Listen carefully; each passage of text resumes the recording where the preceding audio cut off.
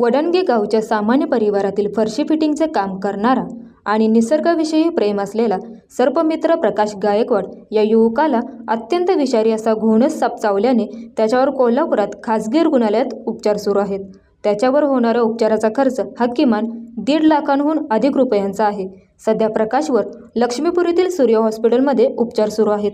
तरी समाजातील दानशूर व्यक्तींनी प्रकाशला आर्थिक मदत करावी असे आवाहन त्याच्या कुटुंबियांनी केले आहे। आमचे भाऊ प्रकाश गायकवाड हे गेली 22 वर्ष झाले सर्पमित्र म्हणून काम करत आहेत।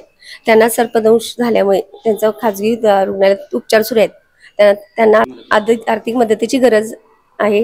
तरी सर्व दानशूर व्यक्ती संस्थांनी मदत करावी ही आग्रहाची विनंती। यावेळी प्रकाश गायकवाडचे मित्र आणि थॅलेसेमिया चळवळीचे समन्वयक धनंजय नाम जोशी म्हणाले, वडणगे येथे सर्पमित्र म्हणून काम करणारा, दिवस असू दे रात्र असू दे रेस्क्यूसाठी कायम पळापळ करणारा सर्पमित्र प्रकाश गायकवाड याला परवा दिवशी दुर्दैवानं घोणस या सापानं दंश केला आणि त्याच्यावरती सध्या सूर्या हॉस्पिटल येथे उपचार सुरू आहेत। खासगी हॉस्पिटलमध्ये उपचाराचा खर्च लाखो रुपयांमध्ये जातो आणि त्यामुळेच त्याच्या उपचारासाठी आपण कोल्हापूरकरांनी दातृत्वाचा हात पुढे करावा। त्याच्या घरची परिस्थिती बेताची आहे, त्यामुळं आपल्या सर्वांनी त्याला मदत करण्याची गरज आहे। कृपया फुलाची पाकळी म्हणून आपण सर्वांनी त्याला मदत करावी अशी आमची सर्पमित्र म्हणून आपल्याला विनंती आहे।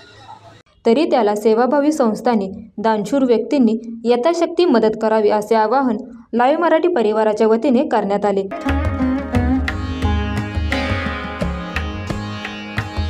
सणासुदीचा आनंद द्विगुणित करा वारणा उत्पादनांसोबत। वारणा श्रीखंड, तूप, दही, दूध, लस्सी, बटर, चीज आणखी बरंच काही।